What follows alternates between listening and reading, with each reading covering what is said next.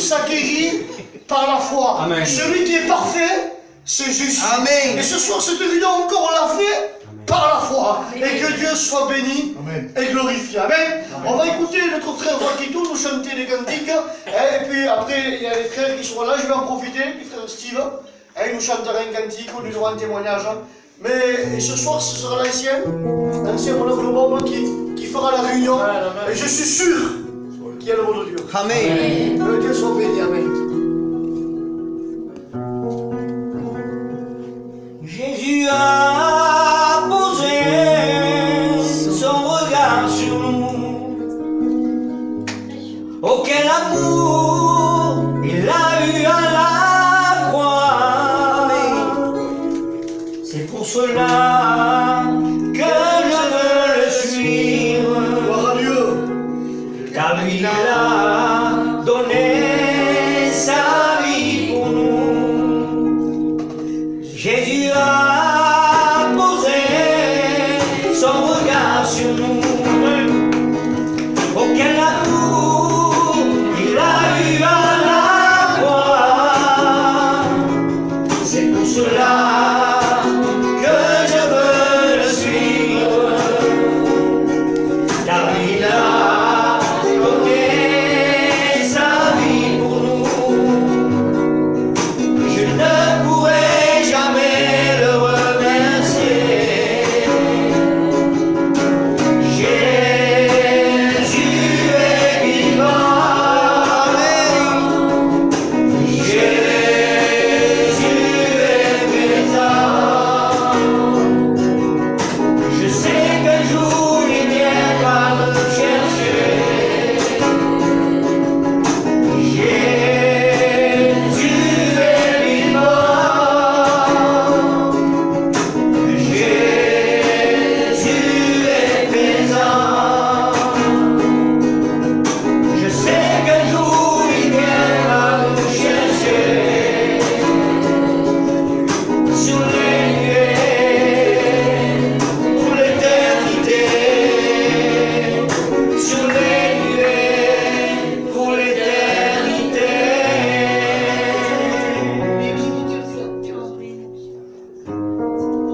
Tu ne sais pas ce qu'un jour peut enfanter. Aujourd'hui tu es là, demain tu n'es plus là. La Bible nous enseigne, heureux l'homme à qui le péché est pardonné. Si tu avoues des lèvres, tu obtiens la miséricorde de Dieu, car Dieu aime les cœurs vrais. C'est un jour de grâce pour toi, homme pécheur. C'est si les temps qui passent pour venir au Sauveur, car tu ne sais pas si demain tu seras là. Alors convertis-toi, c'est un jour de grâce pour toi, homme pécheur. Saisis les temps qui passent.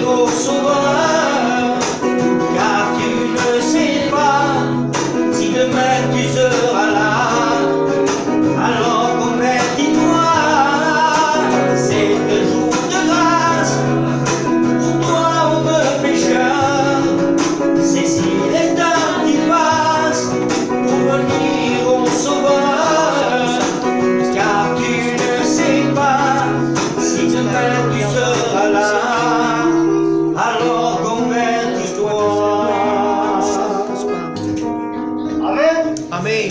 Gloire à Dieu. On écoute notre frère Steve.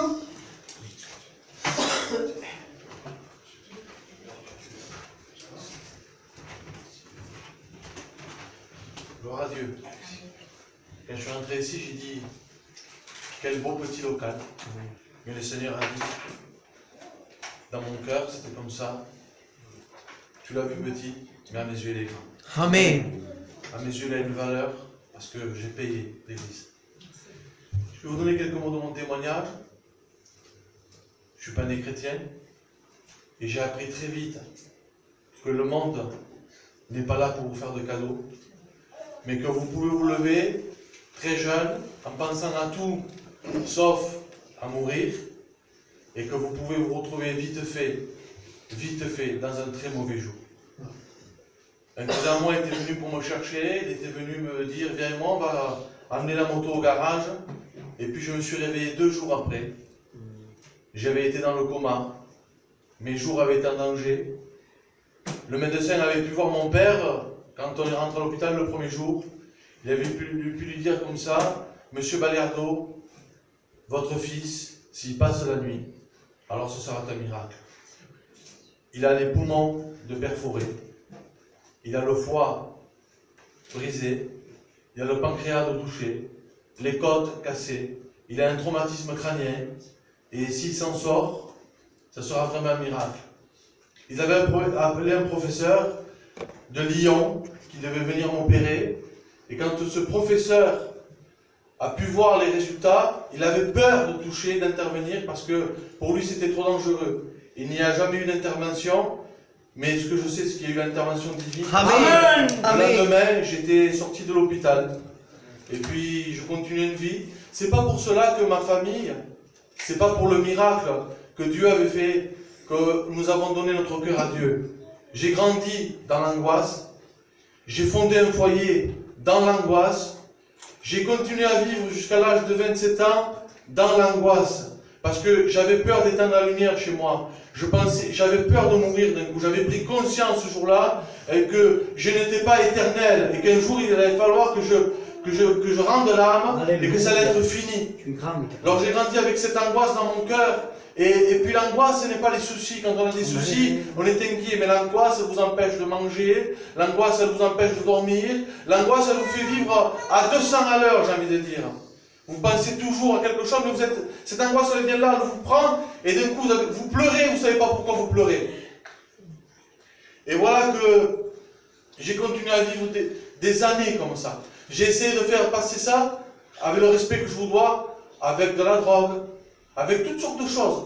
Il n'y a rien qui pouvait changer ma vie. Et puis, il y avait l'église évangélique qui était là au quartier, une annexe au début.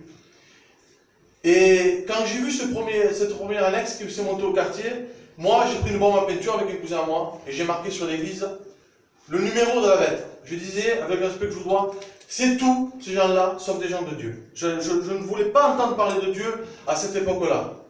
Et puis, un frère, il y a un chapiteau qui s'est monté. Un frère est venu. Il m'a invité. Et tellement qu'il persistait à l'invitation, je lui ai dit oui, mais en réalité, je ne voulais pas y aller. Mais le lendemain matin, Dieu connaît toutes choses. Amen. Dieu sait parler dans un cœur. Si moi, je suis un homme, je suis maladroit ce soir. Mais Dieu, lui, sait parler dans un cœur. Il est venu déposer dans mon cœur le désir d'aller écouter ce qui s'est passé sur le chapiteau. Quand je suis rentré sur le chapiteau, croyez-moi que je suis rentré avec mon fardeau. Mais ce que j'ai vu, c'est pas l'église d'un tel, c'est pas l'église d'un tel, c'était la joie qu'ils portaient, sur leur visage. Et puis dans mon cœur, il y avait cette envie d'un coup d'avoir la même joie que possédaient ces gens-là. Et puis le pasteur, c'était à l'époque Ephraim Ferris, a prêché sur le chapiteau, il a dévoilé ma vie, j'ai dit, ça y est, il y a quelqu'un qui l'a dit. Il y a quelqu'un qui lui a raconté ma vie, mais il a dit une précision. Il a dit quelque chose que seul moi je savais. Et à ce moment-là, j'ai compris que Dieu est en train de parler à mon cœur. Amen. Que Dieu est en train de vouloir que je m'approche de lui. Quand je suis rentré chez moi, je suis tombé à genoux. J'ai pleuré sur mon sort. J'ai dit, tu vois Seigneur, je fais ça, pardonne-moi, je ne suis pas ta gloire. Et puis je vous garantis que Dieu ne se fait pas attendre. Amen. Le garçon tout timide que j'étais, qui n'osait pas dire bonjour à sa famille, qui était plein d'angoisse. Le lendemain, on aurait dit que je faisais des bombes. J'avais envie de dire à tout le monde que Jésus les aimait. Amen. Je m'apercevais plus, même, je ne filmais même plus. Et la timidité, elle s'était évaporée. Amen. Elle avait fait place à quelque chose d'autre, à cette joie, à cette paix que vous, les chrétiens, vous possédez aussi. Amen. Je vais finir mon témoignage par une conclusion. Je pense qu'ici, vous croyez à la guérison, Oui. que vous croyez au miracle. Je vous ai dit que le Seigneur avait posé sa main sur moi. Il n'y a pas longtemps de cela, j'ai eu une inflammation sur le corps, il a fallu que je rentre à l'hôpital. Et à l'hôpital, on m'a fait un scanner. Et quand on m'a fait un scanner, il y a un professeur qui est descendu. Et il m'a dit, monsieur, vous êtes déjà fait opérer? Je lui ai dit, non, je ne me suis jamais fait opérer. Il me dit, pourtant, il y a des cicatrices sur le corps. Puis je laisse aller.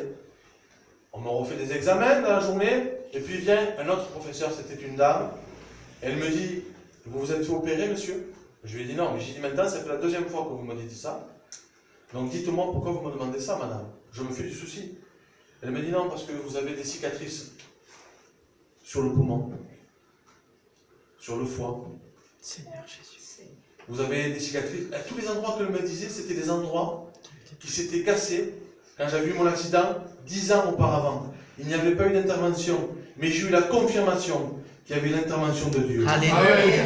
Et je lui ai dit, alors pourquoi vous me demandez ça? Parce que j'étais tout joyeux mon cœur, ma bombe, d'entendre ça. Elle me dit, parce que les cicatrices sont tellement bien faites que je voulais savoir le nom du chirurgien. Et moi j'ai dit, le nom du chirurgien, vous voulez que je vous dise, madame? Il y avait cette joie qui émanait dans mon cœur, c'est Jésus. Amen. Il n'y a que Jésus qui opère sur de choses. Amen. Croyez, Jésus guérit. J'ai une requête à vous faire passer. Je pense que quand il y a des chrétiens qui passent, ils peuvent donner une requête à l'église, parce que vous êtes une église qui prie, donc je vais vous laisser.